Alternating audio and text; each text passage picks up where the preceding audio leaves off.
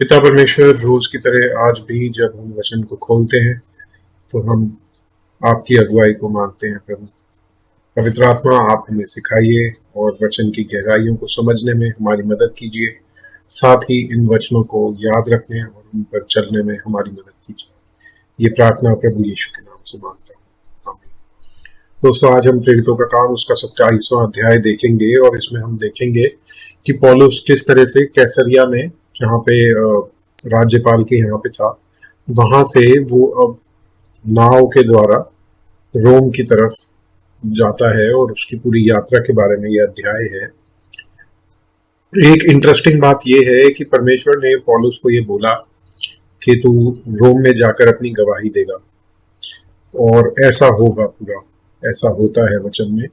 लेकिन कैसरिया से रोम तक के सफर के बीच में पौलुस को बहुत सारी परेशानियों का सामना करना पड़ा। एक जगह आज हम पढ़ेंगे, ऐसा होता है कि पौलुस जो नाव का कप्तान होता है उसे बोलता है कि इस रास्ते से मत जा या अभी मत चल, लेकिन वो पौलुस की बात नहीं मानता। तो उनके ऊपर काफी विपत्तियां पड़ती हैं, नाव फंस जाती है, भूखा उन्हें रहना पड़ता है, समुद्री तूफान का सामना करना पड़ता है। तो आज्ञा न मानने के कारण परमेश्वर की उनके जीवन में परेशानियां आती हैं। लेकिन फिर भी जो परमेश्वर ने उनको वादा किया था, पौलुस को वादा किया था कि मैं तुझे जहां लेके जाऊंगा, परमेश्वर उसे वहां लेके जाते हैं।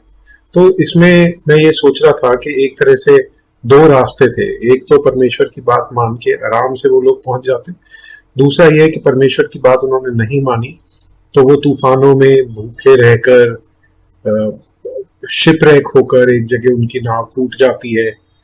इन सब कठिनाइयों को झेलते हुए उसके बाद वहां पहुंचेंगे। परमेश्वर ने फिर भी उन्हें प्रोटेक्ट किया, उन्हें नाश नहीं होने दिया, खत्म नहीं होने दिया, लेकिन उन्हें काफी परेशानियों का सामना करना पड़ा। और मैं जब ये पढ़ रहा था तो मुझे याद आया कि किस तरह से इजराइल के लोग मिस्र से जब बाहर आए तो उन्हें जो वादा किया हुआ देश था वहां तक जाने में बहुत कम समय लगना था, लेकिन वो कुछ दिन की जो यात्रा थी वो उनकी डिसोबीडियंस के कारण कई सालों की बन गई। तो इसी तरह से इस बात को मैं याद करते हुए परमेश्वर से बोल रहा हूँ कि मांग रहा हूँ कि प्रभु हमें भी ओबीडियंस सिखाएं और इस बात को समझने की शक्ति दें, इस बात को उस समय पे याद दिलाएं जब हमारे पे चॉइस होती है या निर्णय लेने का समय आता है। तो परमेश्वर इस बात को याद दिलाएं कि हो सकता है हम अपनी मर्जी के मुताबिक चलें, परमेश्वर की मर्जी तो तब भी आखिर में जाके पूरी होगी, लेकिन जिस रास्ते से वो जाके पूरी होगी वो रास्ता हो सकता है कठिनाइयों से भरा। तो इस बात को भी याद रखते हुए हमें परमेश्वर से मांगना है कि प्रभु हमें सही निर्णय लेने में, हमारे रोजमर्रा के जीवन में आप हमारी मदद कीजिए। तो आइए अब शुरू करते हैं अपना आज का अध्ययन। और यहाँ पे इस तरह से लिखा है, जब यह निश्चित हो गया कि हम जहाज द्वारा इटली जाएंगे, इटालिया लिखा है, वो इटली ही है, और हम यहाँ पे फिर से इस्तेमाल हुआ है, इसका मतलब शायद लूका इनके साथ फिर से आ गया है। तो उन्होंने पौलुस और कुछ अन्य बंदियों को भी यूलियस नामक ऑगस्टस की सैन्य दल के एक सूबेदार के हाथ सौंप दिया। आर्टेमिस के एक जहाज पर जो आसिया के किनारे की जगहों में जाने पर था, ये मॉडर्न डे टर्की, एशिया का मतलब, यहाँ पे कुछ शुरुआत में नाम है, उनको आप सुनते रहिएगा, थोड़ा थोड़ा मैं कोशिश करूंगा याद दिलाने की कि वो कहाँ पे है। तो एशिया के किनारे किनारे जाकर वहां पे जाने में था, चढ़कर हमने उसे खोल दिया और एरिस्टार्कस नामक थेसलोनिका का एक मैकेडोनी हमारे साथ था। एरिस्टार्कस नामक थेसलोनिका का मैसेडोनियन, जो कि समुद्र पार ग्रीस में था। ये व्यक्ति, मतलब वो जगह ग्रीस में थी, ये व्यक्ति एरिस्टार्कस इनके साथ था। दूसरे दिन हमने सिदोन में लंगर डाला, सिदोन जो कैसरिया से थोड़ा सा ऊपर था, और यूलियस ने पौलुस पर कृपा करके उसे मित्रों के यहाँ जाने दिया कि उसका सत्कार किया जाए। जूलियस वही था जिसके हाथ में पौलुस को दिया गया था सैन्य दल का सूबेदार। वहां से जहाज खोलकर हवा विरुद्ध होने के कारण हम साइप्रस की आड़ में होकर चले। साइप्रस वो आइलैंड था जो इजराइल और टर्की के नीचे है, इजराइल के वेस्ट में है, टर्की के नीचे है। और किलिकिया और पैम्फिलिया के निकट के समुद्र में होकर लूसिया के मूगा में उतरे। वहां सूबेदार को सिकंदरिया का एक जहाज इटालिया जाता हुआ मिला, मतलब इटली जाता हुआ मिला, और उसने हमें उस पर चढ़ा दिया। जब हम बहुत दिन तक धीरे धीरे चलकर कठिनता से कैनेडुस के सामने पहुंचे, तो इसलिए कि हवा हमें आगे बढ़ने न देती थी, हम सलमोन के सामने से होकर क्रेट की आड़ में चले। अब ये क्रेट भी एक आइलैंड है, और उसके किनारे किनारे कठिनता से चलकर शुभ लंगर बारी नामक एक जगह पहुंचे, जहां से लेसिया नगर निकट था। ये सब नाम है, इसमें कोई आप बस ये देखिए कि इन्हें टाइम लग रहा है। जब बहुत दिन बीत गए और जल यात्रा में जोखिम इसलिए होती थी कि उपवास के दिन अब बीत चुके थे, तो पौलुस ने उन्हें यह कहकर चेतावनी दी, हे सज्जनों, मुझे ऐसा जान पड़ता है कि इस यात्रा में विपत्ति और बहुत हानि न केवल माल और जहाज की वरन हमारे प्राण की भी होने वाली है। अब ये ध्यान रखिएगा। परंतु सूबेदार ने कप्तान और जहाज के स्वामी की बातों को पौलुस की बातों से बढ़कर माना। वह बंदरगाह जाड़ा काटने के लिए अच्छा न था, इसलिए बहुत का विचार हुआ कि वहां से जहाज खोलकर यदि किसी रीति से हो सके तो फीनिक्स में पहुंचकर जाड़ा काटे। यह तो क्रेते का एक बंदरगाह है जो दक्षिण पश्चिम और उत्तर पश्चिम की ओर खुलता है। जब दक्षिणी हवा बहने लगी तो उन्होंने सोचा कि उन्हें जिसकी जरूरत थी वह उनके पास थी, इसलिए लंगर उठाया और किनारे के किनारे समुद्र तट के पास चल दिया। देखिए, पौल ने यहाँ मना किया था कि अभी मत जाना, परंतु थोड़ी देर में जमीन की ओर से एक बड़ी आंधी उठी जो यूरकुलीन कहलाती थी। शायद ये टाइफून होगा, जिस तरह से अमेरिका में अब तूफान आते हैं तो उनका नाम होता है, उसी तरह से इसका भी कुछ नाम था, समुद्री तूफान होगा। जब आंधी जहाज पर लगी तब वह हवा के सामने ठहर ना सका, अतः हमने उसे बहने दिया और इसी तरह बहते हुए चले गए। उस टाइम पे इंजन तो होते नहीं थे, है ना, तो जो समुद्र की हवा है उसके हिसाब से ही हमें चलना पड़ता था। तब कैदा नामक एक छोटे से टापू की आड़ में बहते बहते हम कठिनता से डोंगी को वश में कर सके। फिर मल्लाहों ने उसे उठाकर अनेक उपाय करके जहाज को नीचे से बांधा और सुरतिस के रेत पर टिक जाने के भय से पाल और सामान उतार कर बहते हुए चले गए। और जब हमने आंधी से बहुत हिचकोले और धक्के खाए तो दूसरे दिन वे जहाज का माल फेंकने लगे उसको हल्का करने के लिए, और तीसरे दिन उन्होंने अपने हाथ से जहाज का साथ सामान भी फेंक दिया।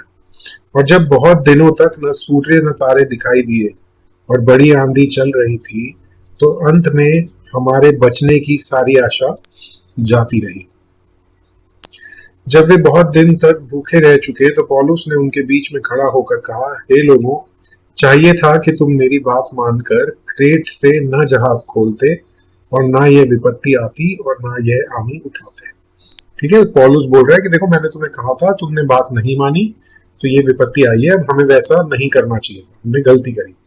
लेकिन अब इंपॉर्टेंट पार्ट है, परंतु अब मैं तुम्हें समझाता हूं कि ठाठस बांधो, क्योंकि तुम में से किसी के प्राण की हानि न होगी पर केवल जहाज की। पौलुस ने पहले कहा था कि बहुत परेशानियां आएंगी और हो सकता है हम भी मर जाएं, लेकिन अब पौलुस कह रहा है कि किसी चीज की हानि न होगी, केवल जहाज की हानि होगी।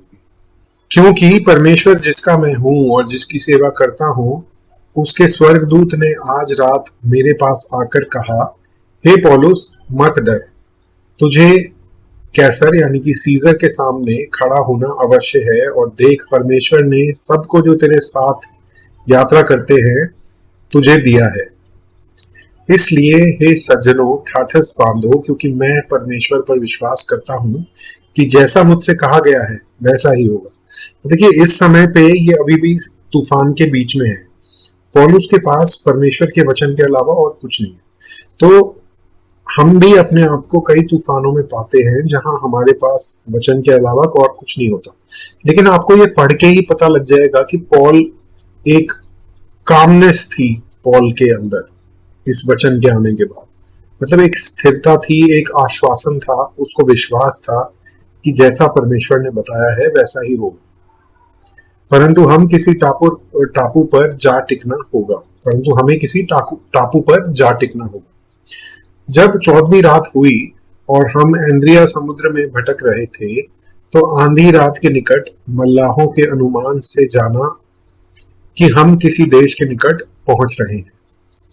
था लेकर उन्होंने 20 पुरसा गहरा पाया और थोड़ा आगे बढ़कर फिर था ली और 15 पुरसा पाया। मतलब कितनी गहरा है पानी वो देख रहे थे। जब पथरीली जगहों पर पड़ने के डर से उन्होंने जहाज के पीछे 4 लंगर डाले और भोर होने की कामना करते रहे।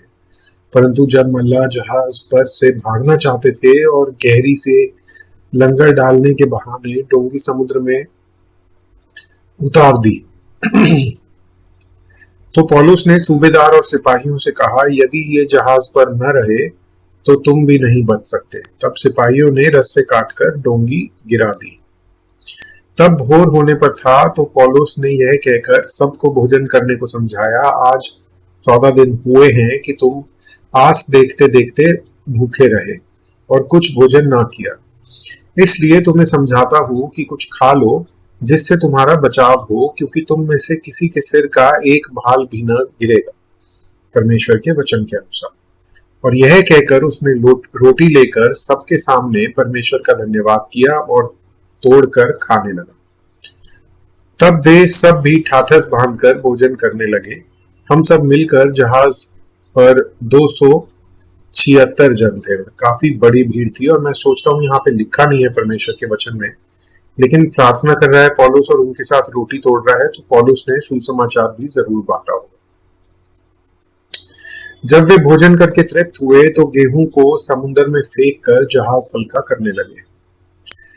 जब दिन निकला तो उन्होंने उस देश को नहीं पहचाना, परंतु एक खाड़ी देखी जिसका चौरस किनारा था और विचार किया कि यदि हो सके तो इसी पर जहाज को टिकाएं। तब उन्होंने लंगरों को खोलकर समुद्र में छोड़ दिया और उसी समय पतवारों के बंधन खोल दिए और हवा के सामने अगला पाल चढ़ाकर किनारे की ओर चले। ये नाव को क्योंकि पानी जहां पे बहुत कम होगा वहां नहीं ले जा सकते थे, तो थोड़ी दूर खड़ा कर रखा था, लेकिन अब उन्होंने उसको उठा लिया है। जो लंगर थे उनको उठा लिया, तो अब हवा के साथ नाव और ज्यादा पास जाएगी तट के।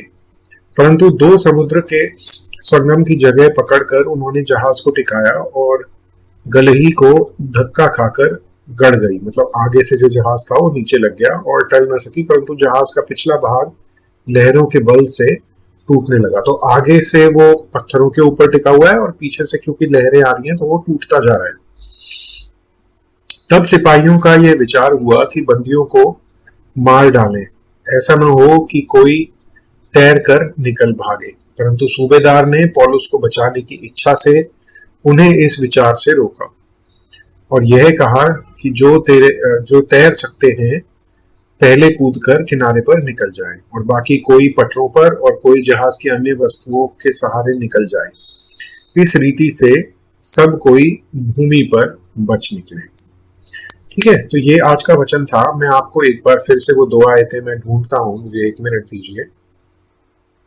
देखिए 27:10 में पौलुस बोलता है, हे सज्जनों, मुझे ऐसा जान पड़ता है कि इस यात्रा में विपत्ति और बहुत हानि न केवल माल और जहाज की वरन हमारे प्राणों की भी होने वाली है। पौल ये उन्हें बोल रहा है 10वीं आयत में। लेकिन फिर देखिए 24वीं आयत में क्या है, परमेश्वर जिसका मैं हूं और जिसकी सेवा करता हूं उसके स्वर्गदूत ने, अगेन पौलुस बोल रहा है, ने आज रात मेरे पास आकर कहा कि हे पौलुस, मत डर, तुझे कैसर के सामने खड़ा होना अवश्य है। और देख, परमेश्वर ने सबको जो तेरे साथ यात्रा करते हैं तुझे दिया है। इसलिए हे सज्जनों, ठाठस बांधो, क्योंकि मैं परमेश्वर पर विश्वास करता हूं कि जैसा मुझसे कहा गया है वैसा ही होगा। दोनों बातों में कॉन्ट्रास्ट है, पहले कुछ और कहा गया था लेकिन अब कुछ और कहा गया है। लेकिन देखिए, पौलुस ने जो भी उन्हें बताया है, वो जैसी पौलुस को पता लगा वो उसने उनके साथ शेयर किया, जो कि 273 या 276 जितने भी लोग उसके साथ थे, ठीक है। और वो सब लोग भी पौलुस के कारण, मैं सोचता हूँ, यहाँ पे बचाए गए। तो वचन कह रहा है ना, पौलुस के हाथ में दिया गया। पौलुस जबकि खुद एक बंदी के रूप में था जहाज में, उसने कैसर को अपील करी थी, तो उसे कैसरिया से रोम सीजर के सामने पेश करने के लिए लेके जाया जा रहा है। लेकिन फिर भी परमेश्वर ने उसको इतना ऊंचा उठाया है वहां पे कि बाकी सारे लोगों का जीवन भी पौलुस के हाथ में आ गया है। तो ये हम यहाँ पे नोट करने वाली बात है, इसलिए मैं इस चीज को दोबारा बता रहा हूँ। तो आइए हम प्रार्थना करते हैं। और मेरे को ये लगता है कि जिस तरह से पौलुस तूफान को झेल रहा था, हम सब विश्वासियों के जीवन में भी बहुत परेशानियां, बहुत चैलेंजेस आते हैं, बहुत तूफान आते हैं। लेकिन परमेश्वर जिसके हम हैं और जिसकी हम उपासना करते हैं, उसके वचन के ऊपर दृढ़ खड़े होना जरूरी है। प्रभु यीशु ने भी कहा कि जब जो व्यक्ति जिसने अपना घर परमेश्वर के वचन पे, परमेश्वर पे विश्वास करके बनाया है, प्रभु यीशु मसीह पे विश्वास करके आया है, जब लहरें आएंगी तो वो डगमगाएगा नहीं। तो इस बात को याद रखने के लिए हम आज प्रभु के सामने प्रार्थना करते हैं। प्रभु, ये बात हमें हमेशा याद रहे और इस बात के अंदर ही, इस बात के अंदर हम अपना जीवन बिताने वाले हो सके। जीवन की हर परेशानी में इस बात को याद रखने वाले हो सके। ये प्रार्थना प्रभु यीशु के नाम से